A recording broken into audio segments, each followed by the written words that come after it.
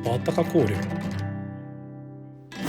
Nau mai haere mai, e raurangatira mā ki tēnei te pātaka whakairinga kupu, whakairinga kōrero, e pāoho atu nei i konei i te tari o Raukawa, kua au tēnei ko te ao nui, mihi atu nei ki a koutou.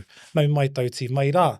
Today we're here to talk about a beautiful kaupapa, a kaupapa that's in the heart of our iwi, of this part of our iwi, I ki konei ki te pukapu ki Tokoroa, and that's called Te Koha Raukawa. And here today to talk about the kaupapa, we have Aamer and Rangimōkai, tēnā kōrua, nau mai. Tēnā whakamohiotia mai ko ai kōrua, hea hoki tō kōrua whaiwahi mai ki te kaupapa, who are we? And what's our part to play in all of this, particularly around Te Koha Raukawa? My name's Aamer. I'm the group manager for our Kōru Whakahaere Executive Transformation Group. And our group looks after or supports our Te Koha Raukawa project. Ka pai, and just to be clear, kaimahi koe o Raukawa ne? Ai. Ka pai, tēnā koe, tūwhare tō Raukawa tāua. Tēnā koe Rangimōkai. Ia ora, e mihi ana tēnā koutou Raukawa, ko Rangimōkai Knuckey angiau, he uri tēnei no te maunga tītohea no Taranaki. Ko au te kaihautu ārohe mō ka Uruora, ko te rohe nei o Kiteraki, ara ko Raukawa. I'm Rangimōkai, I hail from Taranaki. My role is the regional manager for Kiteraki, which Raukawa sits in. So you guys and Ngāti Maru are a part of the Kiteraki rohe, and so I really come in to just support Raukawa and your endeavours with your housing. So it's really cup-filling for me to be a part of our uri like yourself, who's ready for that home ownership. And Raukawa Uruora really just has that infrastructure ready to go for when our different iwi decide that that's really what they want to do to support their own uri. And it's awesome to just come in and be able to be a part of the journey of each individual. So yeah, that's pretty much my role there. Tēnā koe, tēnā kōrua, i tētahi kiwai o te kete ki tētahi atu tēnei mihi ana ki ngā hononga i waingani a tātou. E hoa mā, tēnā, what is Te Koha Raukawa? How tēnei kaupapa that's been on our social medias and floating around Pātaka, te kumara vain me ki? The simplest way to explain it is it's a residential development and it's a neighbourhood. All these other kupu that you can ascribe to it, whether it's a subdivision or a new suburb, Kai would just refer to it as a residential development, a new neighbourhood. So in these 56 new kāinga, can you just share with me once again, Rangimōkai, who these whare are for? So really what Ka Uruora does come into a project where Raukawa yourselves have talked about what's important to you. So uri of Raukawa is really target number one, making sure that you guys have got some support to help your uri get into that home ownership. So whānau that you have that are looking at home ownership, that are maybe struggling to jump onto that property ladder, those are the whānau that we really want to hone into and target. And then there's some other layers that we're kind of working through at the moment. I don't think they're quite settled with the eligibility criteria that sit within a threshold. So if you are a single person and there'll be a cap of money that you are able to make that helps with us with the funding, we will be supporting those people to get through to that bit of property, and then we'll work through on making sure if you don't have enough pūtea, then we're working with you to sort of get into that home ownership. Ka pai, tēnā koe, we'll get to the pūtea pātai, but just on the back of that kaupapa, Aamer, ko etahi o ngā pātai a te hapori, some of the questions that are floating around the hapori at the moment refers to eligibility. Can you just let us know whether or not this kaupapa is strictly for uri with the financial criteria, or is it open to hapori, offshore buyers, offshore investors and things like that? I think the easiest way to understand is it's a uri first opportunity. So everything we're doing is targeted and designed to cater to uri. The different housing opportunities that Rangimōkai has explained really are tailored to allow uri an easier pathway to home ownership. Of course, our hope and our dream here is that uri come flooding in. It's the old saying, build it and they'll come. We're building it. We need the whānau to come, and that we have enough demand to fill all the homes that we're building, and all the various ways that whānau can access those. So, again, I say it's a uri first opportunity. If for whatever reason we can't get uri filling the homes, we may have to look at alternatives. Pai tērā, and I just want to build off of that pātai too. What are some of the mahi that Raukawa is doing to afford our uri an opportunity to put themselves in the best position, I say, to purchase a whare? I know that there's a couple of programs around that support our uri. Tēnā, kōrero te ai nā kaupapa.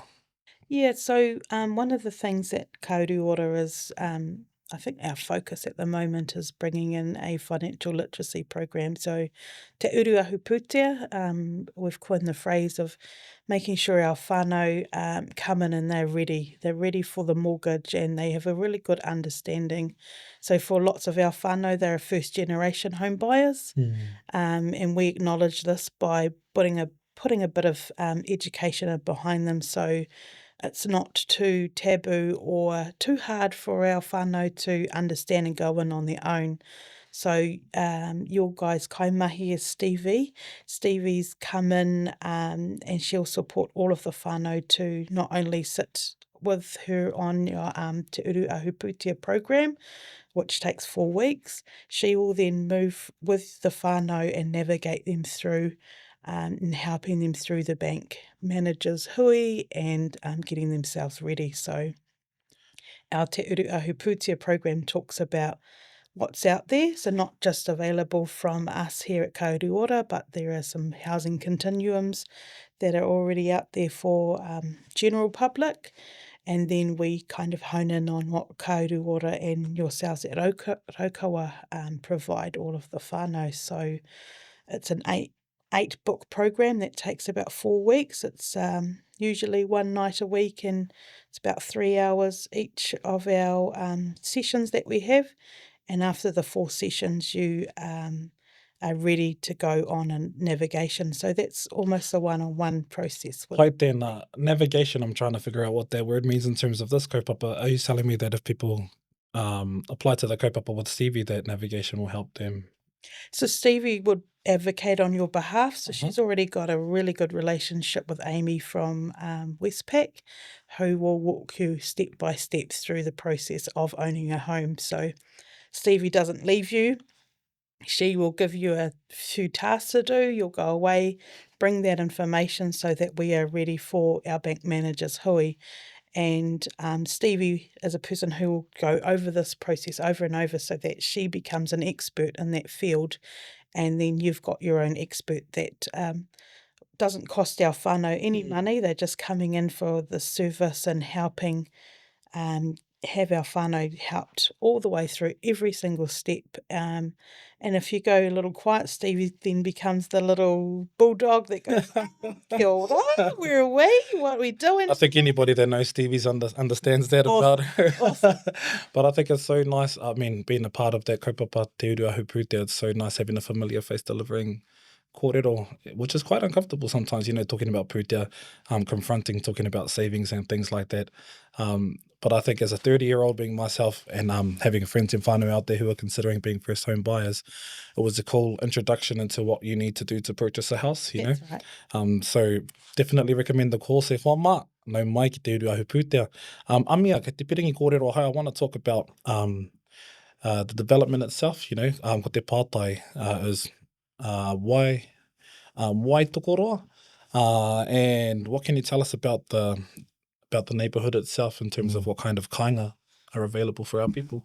It's a good question, Teo, in terms of all the towns within the rohe of Raukawa. Why tokoroa? When Raukawa settled through their treaty settlement process, a lot of the assets that were returned to the iwi were here in Tokoroa. Unfortunately, the Tokoroa East School site, which the development is now built on, wasn't one of those sites. So there was a strategic acquisition, or the iwi strategically targeted that site because of its proximity to the amenities in town. So I just thought it was because Tokoroa East School developed, produced amazing tauira. young Tauira, this is probably the third time Tao's mentioned his age, so just reminding us, Rangimōkai, who's the young one in this podcast. Hui, the strategic positioning of that site, particularly right next to the event centre, opposite the playground and the pools, and obviously the supermarkets and all the other amenities right next to that site, made it attractive for development. How big is the whare? Because I noticed that for those who aren't familiar with Tokoroa, it's right above the Tokoroa rugby fields, the league fields. So do you have a bird's eye first class view of the footy that's happening down in there, or what? Yeah, obviously it's a nicely elevated site that you can take in all of those sites. Each section, so once the development's done and we've got our 56 sites, each section is generous, so between 400 to 600 square metres, which is almost your typical sort of Kiwi white picket fence type section. Kaupapa, so we do have some room for things to go around Mara and ngā mea pēnā. Aye. We're not too close to our cousins that you need a break from, but close enough that you can go grab a milk for a cup of tea. That's the idea. I understand that there are a few types of whare, a few types of kāinga, from affordable rentals to land and package things. Can you just explain how high Aamer, what are those things and what they kind of mean for someone like me who's still learning there? This is really what sets Te Koha Raukawa apart from a normal housing development. Most of the ones you see out there in the world and on offer to New Zealanders are house and land packages. So it's, you buy a section of land and a house that sometimes you get to help design, and it's your brand new house and land package. That is one of the options at Te Koha Raukawa. But really the majority of homes, so of the 56, 40 of those homes are designed to tailor to those pathways that we've mentioned. So to start with affordable rentals, that's a bit of a stepping stone towards home ownership. What does affordable rentals mean to someone like me? Because I definitely know I can't afford it at the moment, but there's steps we can do to build towards that. But affordable rentals, can you tell me a little bit more about that? To the everyday person, an affordable rental is a reduced rental opportunity. And it's almost like a handshake to say, hey, we're offering this opportunity to you to live in this house on a reduced rental.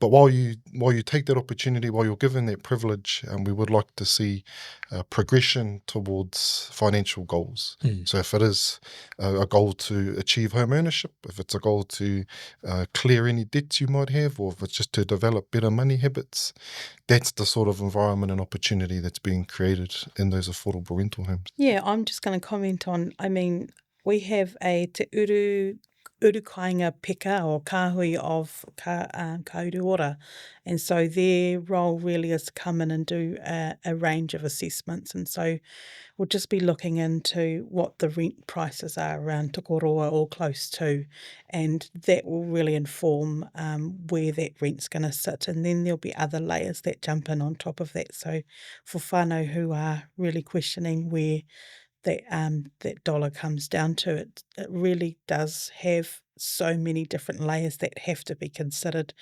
and for us to be able to come in with that rebate and that discounted rental, there's lots of people that have come in to try and help out and put into where that pūtea lays, and there will be a bit more information at our launch around how we make sure that it's fair and we know that it is discounted for your whānau, but also having healthy homes and understanding that whānau do have a need to go into a home that is better suited for them. And at the end of the day, ka Uruora really were set up in the intent for whānau to own their own home, so it wasn't ever about giving some more rent out and ruling whānau over how they live and where they live. It was about providing freedom for our whānau. If that's the pathway they wanted to take around home ownership, that getting whānau out of debt again is going into some rental rebates is going to help them along that pathway. So we want to make sure we're in a part of that journey and pathway as well. Tēnā koe, that's the affordable rentals part of it. And I think you guys touch on a few other things, including whānau affordable homes. You talk about the Homeland and Package deal. And I think, did you touch a little bit about the progressive home ownership opportunity and what that kind of means for our people? Progressive home ownership to me is probably the most transformational home ownership model that whānau can sort of align themselves to. I've always sort of seen it as this is your way of not having to buy all of the house at once. It means really one of the biggest barriers in New Zealand to reach home ownership is the 20% deposit barrier. And with your average house prices, trying to accumulate enough pūtea to put this big bucket up front is usually one of the biggest barriers. So progressive home ownership allows or reduces that barrier by saying, look, you don't have to try and buy the whole thing at once. You've got some other partners in this purchase that can help you lower the deposit amount that you need to bring to the table to get in. That's, again, to me, that's always a nice simple way to say you're just not trying to have to buy the whole thing at once. Mara mana tera, that's really clear. Yeah, I think that, for a long time, whānau knew that there was a first home loan. So that sort of came out to assist our people. But I think as those sorts of things come, we find that the goalpost has moved because the prices of our whare have then gone up because we've got so many people in the market buying. And so Uruora really came together to help get our whānau up to that goalpost. So yes, we've got 5% for a deposit on a home loan, but then Uruora also can come in and partner with you. So no, we're not going to move into the house with you and be a part of that percentage of your whare. You will live in that whare on your own. We will be your silent partner that has invested in part of your home. So Uruora essentially will pay up to 40% of a home, so you'll only have to pay 60% overall of that whare. What's the expectation for our whānau, or for Uruora on our whānau in terms of that kind of investment? So we will just, as I said, Stevie will be there to help navigate through with you to own that home. And if you can own up to 60% of the home, then that's all we're asking for, really. Raukawa, again, will have you're targeting your own uri and making sure your own whānau are getting a lot of that service. And then we will come in with the 40%. We'll own 40% outright. You don't have to pay Uruora off over that time, but we do want you to then buy the rest of the house when you can. So really Uruora have said up to 7 years, we kind of want whānau, want to be there to assist you, but you want to do it as quick as you can. So if the whare goes up in value, which we know it does in an investment, so does our portion of that whare. But once you pay that off, and whānau can do that whenever you are ready, then you'll pay it off at the percentage, at the rate that it costs. And so that money goes back into the puna for the next whānau. I think that's but can I just ask about what happens after 7 years if whānau haven't paid off the whare? Does it continue? What we do is within those 7 years, Stevie will come in and work with the whānau. So she'll have a 6-monthly catch-up, she'll have a yearly catch-up. And so we would know definitely before that 7 year that it's actually not going to work yet. Things happen, you might have fallen out of work and your insurance isn't covering it. There may be, mate, as we know, with lots of tangihana, and those things impact us. So they're all real. And so Stevie will find support within Uruora on how we can then have another pathway set up for our whānau. So it's not a hard and fast 7 years puta.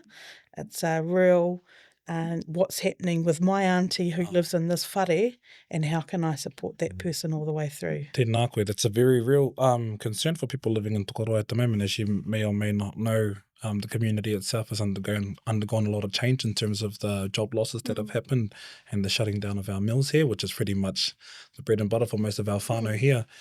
So I just wanted to piggyback off the back of that point. the anxiety or the anticipation that people might have, you know, purchasing a home in Tokoro when some of the jobs aren't a sure thing for some of our people at the moment. Is that something that Raukawa and Uruora has looked into in terms of, you know, mitigating the fears that some of our people might have for purchasing a home here? It's a interesting time to be building new whare, that's for sure. And we've certainly had to navigate those challenges as we've progressed with the build. If there's any light at the end of the tunnel, it's that we know how hard our whānau work for their pūtea.